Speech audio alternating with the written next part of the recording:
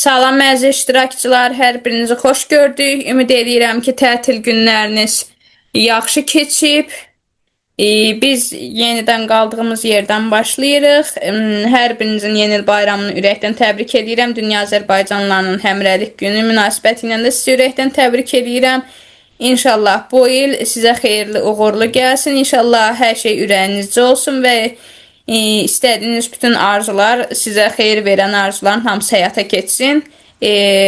Amin inşallah. İnşallah bu il əldə etdiyiniz biliklərlə, sertifikatlarla daha yüksək nailiyyətlər əldə eləyəsiniz.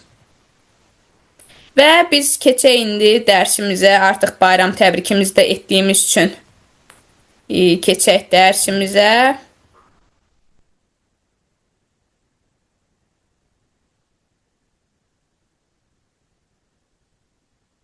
Aha.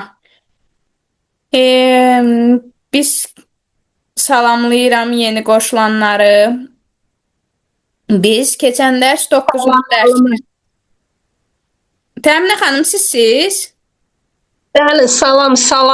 Mən də sizə şəxsidən yazmışdım, cavab gözləyirdim. Sonra gördüm, yox, buraxmısınız, qatıldım. Yox, mən onda Zoom linkini hazırlayırdım deyə xəbərim olmadı, görməmişəm. Çox üzrlü hesab eləyim, baxa bilmədim şəxsi ona görə. Yaxşı, müəllimə qatılmışam, buradayam. Sizi xoş gördük, yeni iliniz, bayramımız mübarək. Başlayaq. Çox sağ olun, mən də sizi təbrik edirəm. Ailənizlə, sevdiklərinizlə, nəvənizlə çox gözəl bayramlara çıxasınız inşallah. Çox sağ olun, müəllimə. Aha.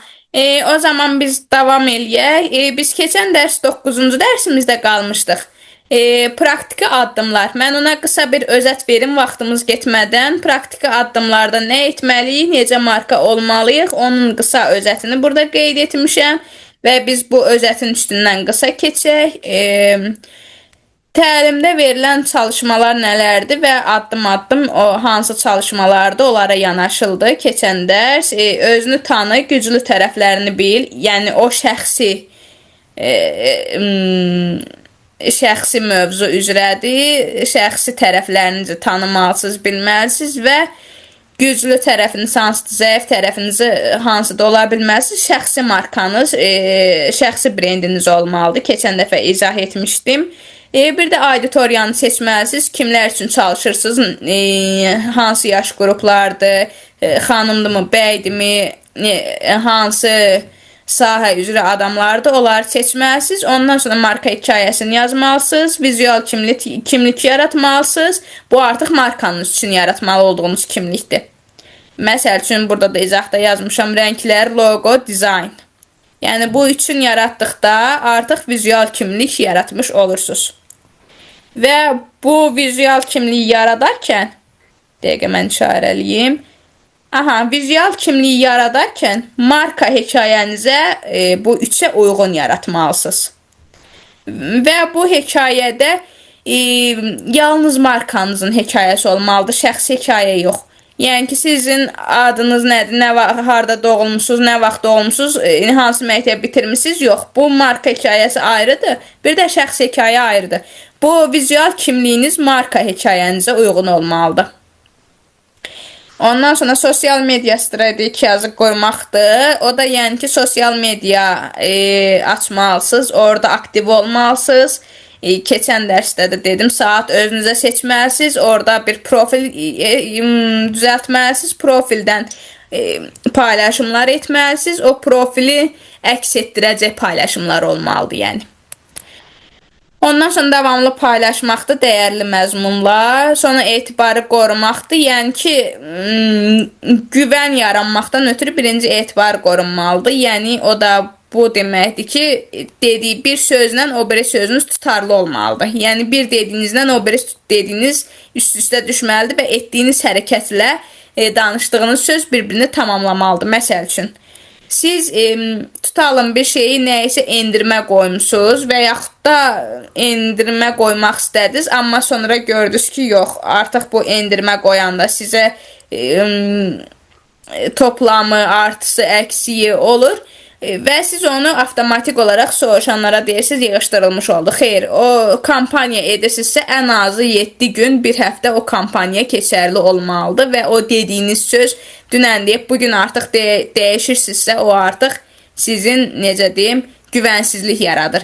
Və yaxud da deyirsiniz ki, təlimə 20 yer qalıb, dünən axşam soruşurlar, deyirsiniz, təlimə 20 yer qalıb, səhər duranda artıq saat, gün orta saatlarında deyirsiniz, yox, artıq təlim yeri bitdi.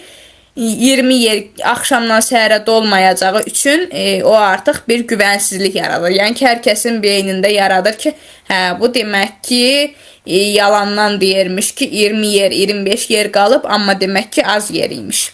Yəni, etibar qorunmasa güvən problemi yaradır və yaxud da şəxsi həyatını nümunə göstərim. Bir insanın şəxsi həyatında ailəsi ilə, uşaqları ilə, valideynləri ilə və yaxud bacısı ilə, qardaşı ilə münasibəti yaxşı deyilsə və o da avtomatik olaraq sosial mediaya yansıyırsa, məşhurlardan götürək ya da elə sıradan məşhurlaşmaq istəyənlərin pilləsindən, sıradan pillədən yüksək pilləyə götürək. O bütün pillələr üzrə insanlar, bütün mərtəbələrdə olan insanların birinci ilk olaraq ailə münasibətləri gəlir, ailə dəyərləri gəlir. Ondan sonra tərbiyəsi, etikası, davranış tərzi gəlir. Ondan sonra artıq etdiyi işlər gəlir. Birinci kimlik gəlir, ondan sonra kəmiyyət gəlir, ondan keyfiyyət gəlir, ondan sonra kəmiyyət gəlir.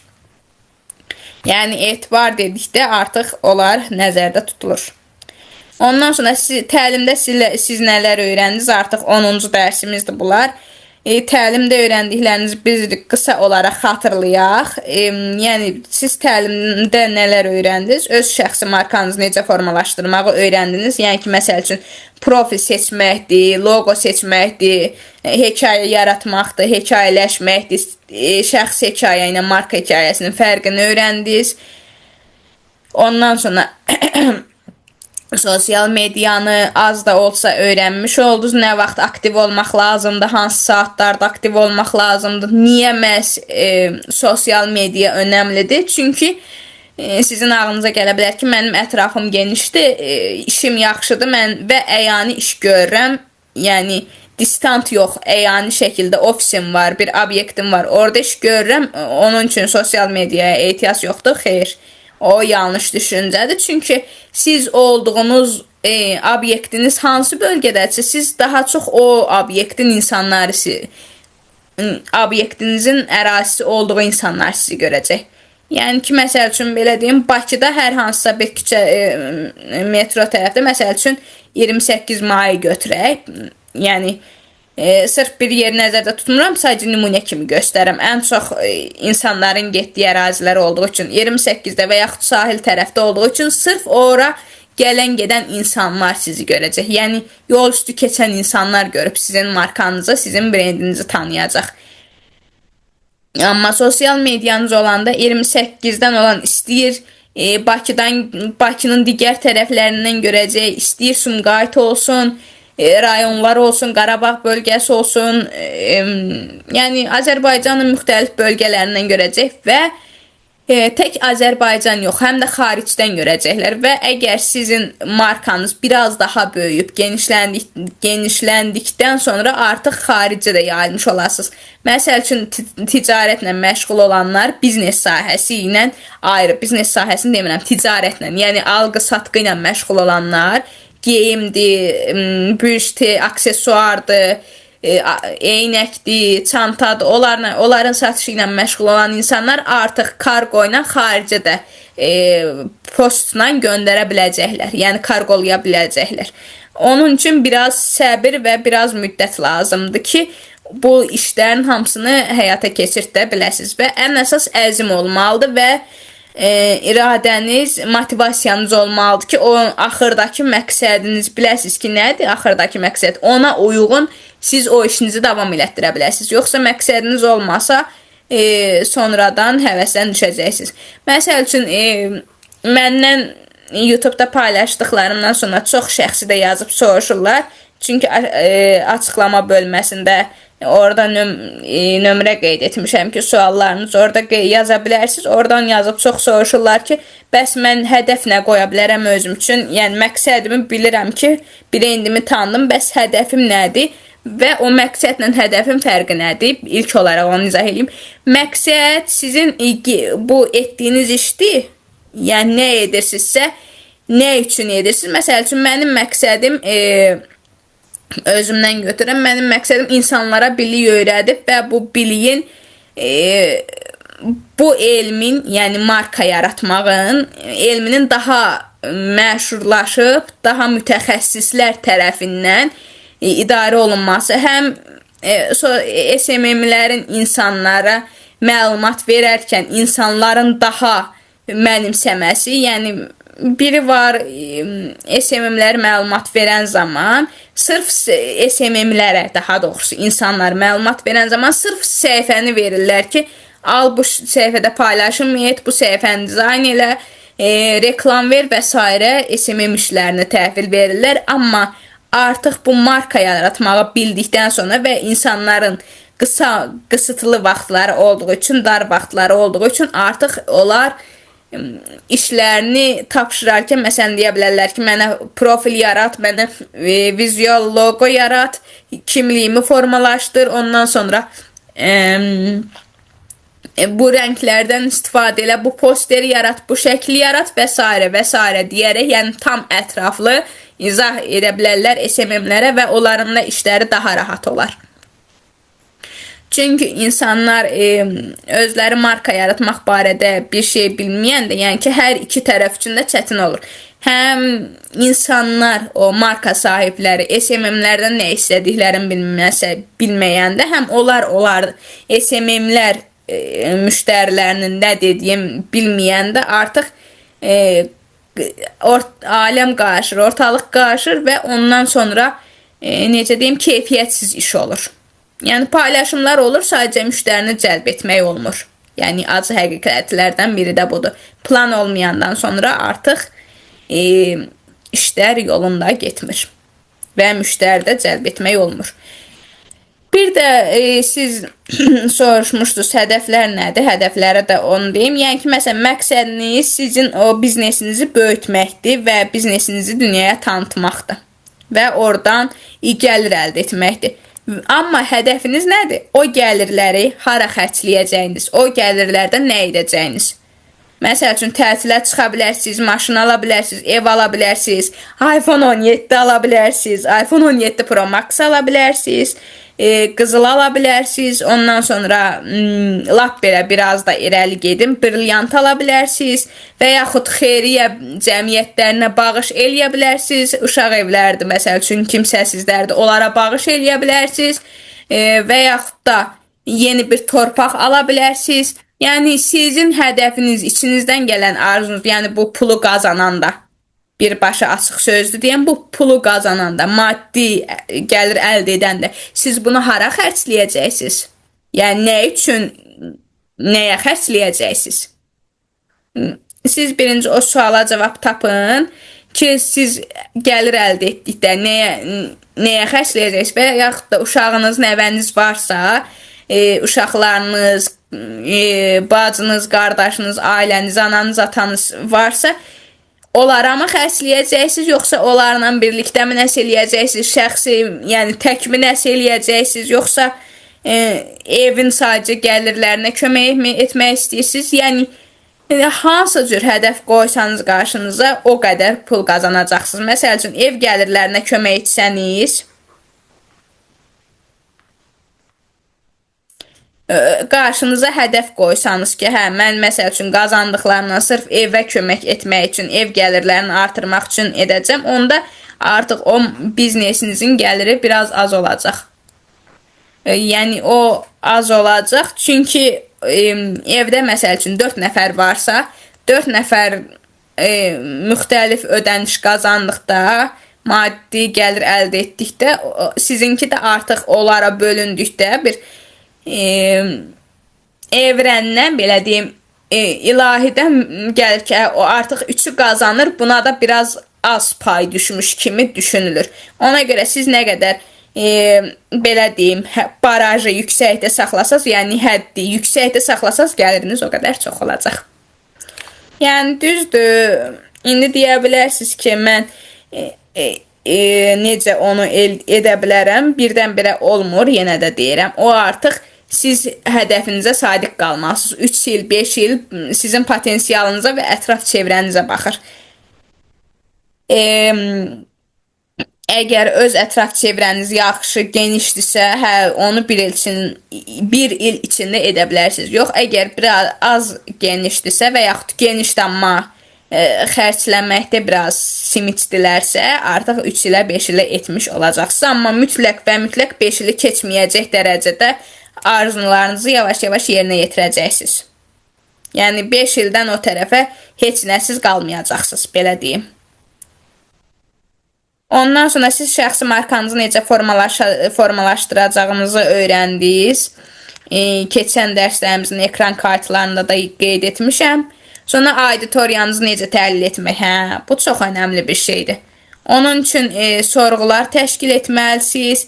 Ya sosial şəbəkələrdə, ya əyani olaraq sorğular təşkil etməlisiniz. Əyani dedim, düz eşitdiniz, onlayn yox, əyani. Yəni, əyani sorğularda o deməkdir ki, sizdən gəlib müştərilər sizi seçən zaman, sizə müraciət edib, sizdən alış-veriş edən zaman istəyir bilik olsun, istəyir maddi olsun, mənəvi olsun, bir alış-veriş edən zaman qısa markanıza aid suallar yaratmalısınız. Məsəl üçün, niyə bizi seçdin, bizi seçdiyinizə məmnun oldunuzmu, olmadınızmı, başqalarına tövsiyə eləyərsinizmi, niyə bizi seçdiniz, hansı yaş kateqoriyasına aidsiniz, tələbəsinizmi, bitirmisinizmi, yoxsa universitet yox, kollecmi bitirmisiniz. Yəni ki, hər bir sualı onlardan soruşmalısınız və soruşan zamanda iki qayda var. Bir, şəxsi suallara girməməlisiniz. Məsəl üçün, evlisinizmi, maaşınız nə qədərmi, o suallara qəti girməməlisiniz. Yəni, o sualları verməməlisiniz.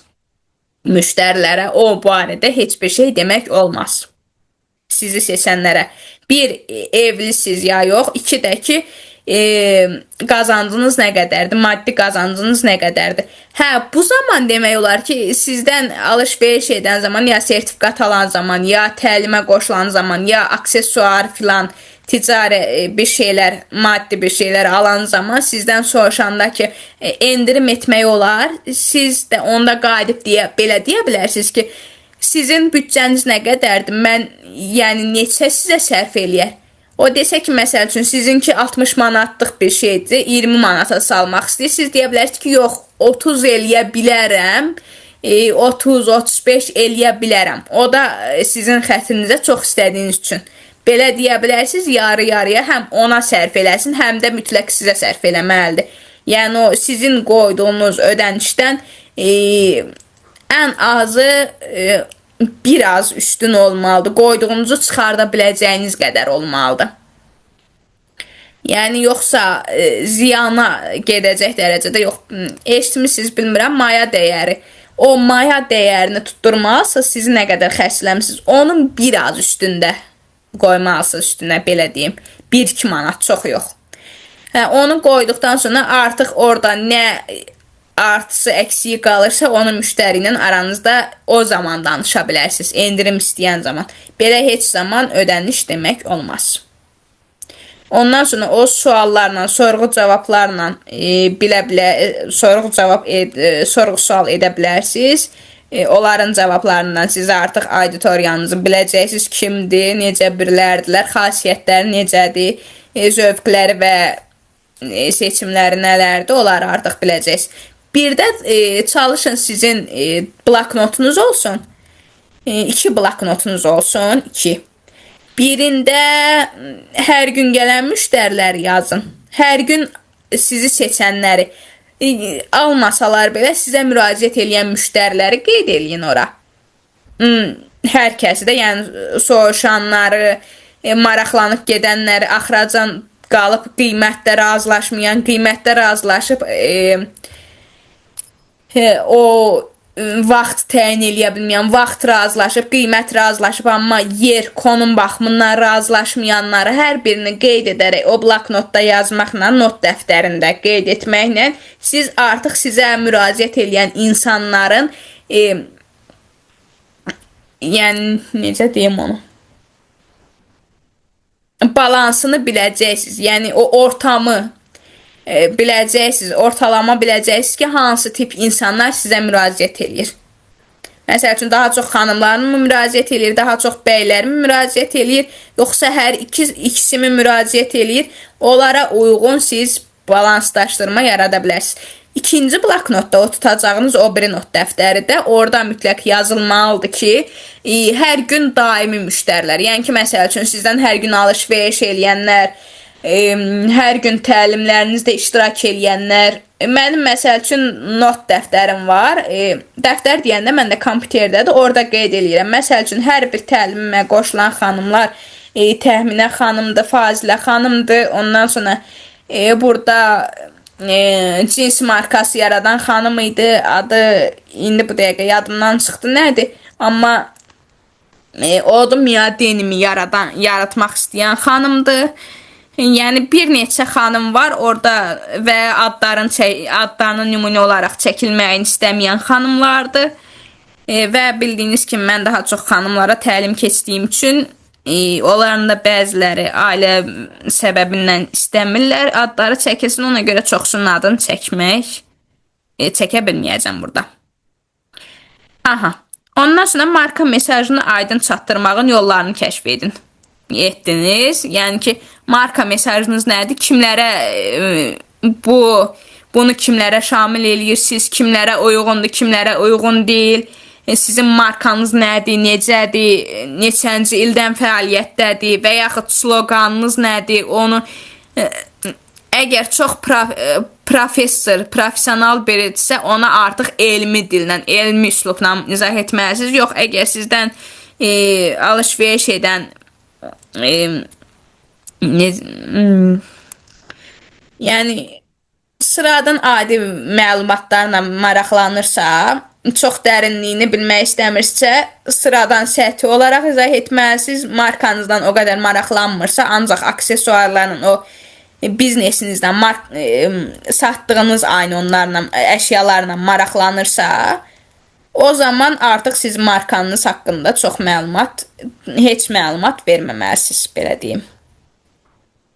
Aha, ondan sonra sosial mediada necə ardıcıl olmaqla lazım olduğunu anladınız. Yəni ki, sosial mediada bayaq izah etdiyim kimi ona da dəydik, toxunduq. Yəni, məsəl üçün, necə aktiv olmaq lazımdır, siz aktiv ola bilmirsinizsə, SMM-lərə nə demək lazımdır, SMM-lərlə əməkdaşlıq edəndə nə demək lazımdır, necə etmək lazımdır, onların hamısını keçən dərslərdə izah etdim. Ondan sonra etibarın marka üçün ən vacib və kapital olduğunu dərk etdiniz. Kapital, yəni ki, burada ödəniş nəzərdə tutulur. Yəni, markanız olmazsa qazanacağınız ödəniş az olacaq. Yəni, az gəlir əldə edəcəksiniz. Üzrü hesab edeyim, bircə dəqiqə mən kameranı bağlayım. Əziz YouTube iştirakçılar, sizdən də üzr istəyirəm. Təxminə xanım və o biri xanımlar, sizdən də üzr istəyirəm. Buyurun, müəllim, ona sözdür. Buyurun. Çox sağ olun, Təxminə xanım. Aha, qayıtdım. Təxminə xanım, məni görürsünüz? Yəni, hər şey görünür, səsim gəlir. Bəli, səsiniz gəlir. Bir də siz özünüz görsənmirsiniz, amma burada slayd görsənir. Özüm görünmürəm. Yəni, slayd görsənir mi? İndi görsənirsiniz, müəllimə. Aha. Slaydda görsənirsinizsə. Aha, çox gözəl. Onda biz qaldığımız yerdən davam eləyək. Buyurun. Aha, yəni etibarın sizin üçün etibarlı markanın birincisi şəxsi etibar gəlir. Ondan sonra marka etibarınız gəlir. Şəxsi etibarı bayaq izah etdim nədir? Kimliyinizdir, yəni əxlaqınız, davranışlarınız, tərbiyəniz onlar birinci gəlir. Yəni insani keyfiyyətləriniz birinci gəlir. Ondan sonra artıq ikinci olaraq da ailə ilə davranışlardır, ətrafla davranışlardır. Yəni davranış və etika gəlir. Artıq ondan sonra siz şəxsi keyfiyyətləri tamamladıqdan sonra artıq markanızın keyfiyyətləri gəlir. Yəni o məşğul olduğunuz iş aksesuardırmı, təlimdirmi, nə dərəcədə keyfiyyətlidir, işə yararlıdırmı, insanlar buradan nəsə əldə edə bildilərmi və yaxud heç nə əldə edə bilmədilər, əldə etdilərsə nə əldə etdilər və mütləq o artıq alış-veriş bitdikdən sonra, alım-satım işi bitdikdən sonra mütləq bayaq dediyim sorğunu keçirməlisiniz. İstəyir əyani olsun, istəyir onlayn olsun, mütləq o sorğu keçirilməlidir. Ki, yəni, insanlar həm görsün ki, siz onlarla maraqlanırsınız, onlara önəm verirsiniz, onların fikirlərindən müraciət edirsiniz. Və həm də ki, siz özünüz biləsiniz ki, sizin etdiyiniz işin həmin əziyyətin bir qarşılığı var. Yəni, insanlar məmnundurmu, məmnun deyilmi? Məmnun deyirlərsə səbəbləri, təklif və iradları, o mağazalarda təklif və iradlar qutusu var. Orada bir çoxuna baxılmır. Yəni acı həqiqətdə olsa. Çünki məntiqlə düşünəndə o xeyli insan mağazaya müraciət edir, üz tutur, gedir, iştirak edir, orada alış-veriş edir. Qaydanda ora bir şey yazır, atır. Məktub kimi yazır, atır, eləsi var xəttdə oxunmur, eləsi var xəttdə oxunur, amma zaman çatmır. Yəni adi hal olaraq düşünmək lazımdır ki, bir insan bir müdiriyyətdir də, müdiriyyət bir nəfərdir, onun hamısını çatdırıb, oxuyub, dəyərləndirə bilmir. Amma siz özünüz fərdi, hər insandan fərdi soruşub maraqlana bilərsiniz. Və siz necə deyim, səsli ünsiyyət vasitəsini seçin. Çünki o yazılı olanda yenə də deyirəm, insan o yazını çatdırıb oxuya bilmir. Amma səsli olanda rahat dinləyir, qulaq asır, başa düşür, üstündə dayandırır təzdən, o haqda fikirləşir təzdən, bir də qulaq asır o başa düşmədiyi yerə. Yəni səsli olmaq daha yaxşıdır.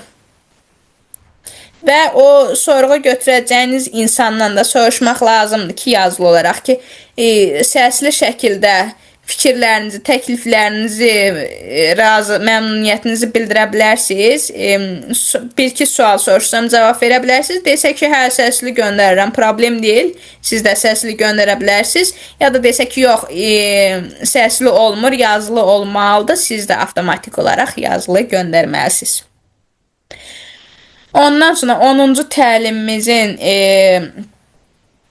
nəticəsi və ilham mesajı nədir? 10-cu təlimimizin nəticəsi budur ki, marka ol təlimi sizə nəyi göstərdi? Onu göstərdi ki, sadəcə marka olmaq, tanınmaq üçün deyil, dəyər yaratmaq üçündür. Yəni ki, insanların, belə deyim, biraz poetikdə çıxsa, belə deyim ki, insanların həyatına toxunmaq üçündür. Yəni ki, onlara bir şey satdım, bir şey aldılar, bitdi, yox. Yəni, o olmasın, o sadəcə biznesdir. Amma marka olmaq budur ki, o insanları artıq siz ailənizdən görürsünüz və onların həyatında bir şeylər dəyişmək istəyirsiniz. Yəni, bir şeylər yaratmağa çalışırsınız. Ya, məsələn, elə əşyalar var ki, keçmişdə də o var idi. Hədiyyə verilirdi o insandan, o insana gedirdi o insandan, o insana gedirdi şokoladlardı, bəzi aksesuarlardı, takılardı bu insandan, bu insana gedirdi o qonaq, bu qonaq aparırdı, bu qonaq o qonaq aparırdı. Vaxtımızın bitməsinə də 10 dəqiqə qalıb. Aha. Yəni, çalışın elə markanız elə olmasın. O cür olmasın. Yəni, o insandan o insana aparılmasın. Həmin insan özü istifadə edə biləcəyi bir əşyaları seçin. Məsəl üçün siz özünüzü, mən həmişə deyirəm ki, bir şey edən zaman özünüzü nəzərə alın ki, mən bunu istifadə eləyərəm, mən bunu seçərəm, mən yox, başqası olsa, məsəl üçün Təxminə xanımdan soruşum. Təxminə xanım, siz məsəl üçün özünüzün o keçəcəyiniz coaching proqramını başqası olsa siz onu seçərdiniz? Yəni o təlim prosesini siz özünüz bilirsiniz də nə keçəcəksiniz? Anka akademinin. Bəli. Mən əgər sizə belə deyim də, mən bizneslə məşğul olmuşam, sizə demişəm də sosial şəbəkədə yox. Hətta mən özüm də öz məhsullarımızdan hədiyyə aparırdım. Amma o apardığım hədiyyələr ki var, onlar mənə çox böyük geri dönüş gətirirdi. Hədiyyəni açıb istifadə edirdilər. Sonra onlar həmin məhsulları məndən alırdılar. Davamlı alırdılar. İlərisində ətirləri qutardı, ətir istəyirdilər, kremləri qutardı, krem istəyirdilər və sonra alıb hədiyyə də aparırdılar məndən puluna. Bu mənə qazanc üçün çox böyük kömək etmişdi. Amma mən heç vaxtı, misal üçün bir yerə gedərəm, heç nəyim olmasa, bir dəstə gül alıb o evə apararam. Amma özümə məsləhət görmədiyim bir şeyi alıb heç vaxt heç kimin evinə aparmamışam. Aha, bəli, bu çox super bir şeydir. Ya bir kursu mən özüm, misal üçün o kursu bəyənmirəmsə, özümlüyümdə bəyənmirəmsə, o kursu keçməyə hazır deyiləmsə, heç vaxt o kursu da keçib özümü biabır etmərəm. Aha, bəli, əslində insan onu düşünməlidir ki... Siz mənə bədən dilini çox gözəl keçmişdiniz, misal üçün. Mən sizə ikinci dəfə geri dönüş etdim. Soruşan olsa yenə məsləhət görərəm ki, misal üçün bu müəllimənin kursuna qatılın. Dünən mən insan resursları kursunda şəkillər atmışdılar. Bədən dilinə görə hansı namizədə səs verərsiniz. Orada da mən yenə yaxşı cavab verdim. Sizdən aldığım təhsilə görə, belə deyək, dərsə görə. Yəni, yox, mən özüm də etmərəm. Heç etməmişəm də həyatım boyu. Yəni, bir dənə gül apararam, amma onun yerinə keyfiyyətsiz bir şey alıb aparmaram. Aha, bu çox gözəl bir düşüncədir. Bu artıq sizin o etibar, bayaq keçdiyim, izah etdiyim etibarı çox gözəl o auditoriyanızdan yaratmışsınız.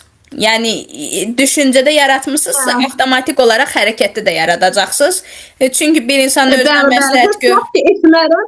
Çünki həyatda bir dəfə etibarımızı itirsək, onu heç vaxt bərpa edə bilməyəcəyik. O insanların yaddaşında həmişə güvənsiz insan kimi qalacaq.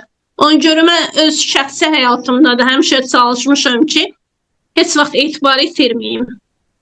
Bəli, insan əsas birinci etibarını qorumalıdır. Həm şəxsi həyatda, həm marka yaradacağı işin biznes sahəsində etibarını qorumalıdır ki, ondan sonra artıq və o etibarı qorumaq üçün də birinci vicdanlı davranmaq lazımdır və o çox gözəl nəticələr verir. Və sizin də dediyiniz kimi tam qatılıram fikirlərinizə. Bir gül alıb apararam, bir adi bir qələm alıb apararam, amma özüm bəyənməyəcəyim bir şeyi ömür boyu o insana etmərəm. Yəni, dürüst və vicdanlı davranmaq hər şeyin açarıdır. Bəli, insanın özü də rahat olur hətta. Bəli, insan özü rahat olduqdan sonra artıq tam necə deyim, tam rahat şəkildə məsləhət etdiyi şeyi güvənirkən, mən bunu məsləhət etmişəm, artıq ondan nə nəticə əldə eləyərsə, artıq ondan heç bir çəkincəyi, problemi olmaz.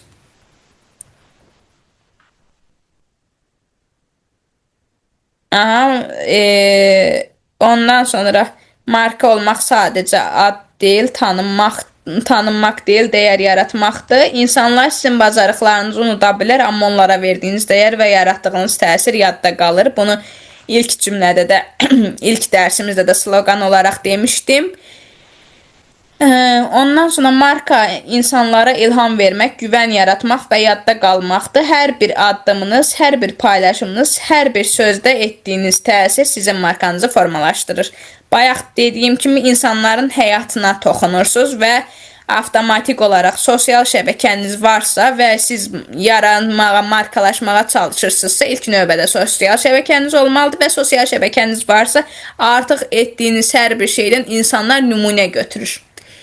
Yəni, yaxşı bir şey etsəniz, insanlar yaxşılığa doğru gedəcək, pis bir şey etsəniz, insanlar onu örnək götürəcək və daha çox insanlar ilk nəyə görürlərsə onu etməyə çalışırlar. Yəni, bu belədir. Ona görə siz yaxşı bir şeylər etməyə, yaxşı dəyişimlər etməyə çalışın ki, insanlar da yaxşıya doğru dəyişsin. Yəni, irəlləsin, belə deyim.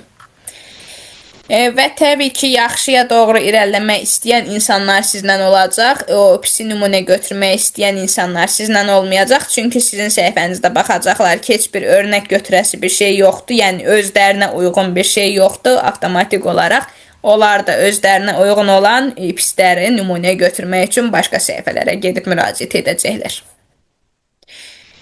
Ondan sonra marka həm şəxsi inkişaf, həm də peşəkar uğurun açarıdır. Çünki siz insanlarla söhbət eləyəcəksiniz, sosial bir şəxsə çevriləcəksiniz, sonra bədən dilini tanımağı biləcəksiniz.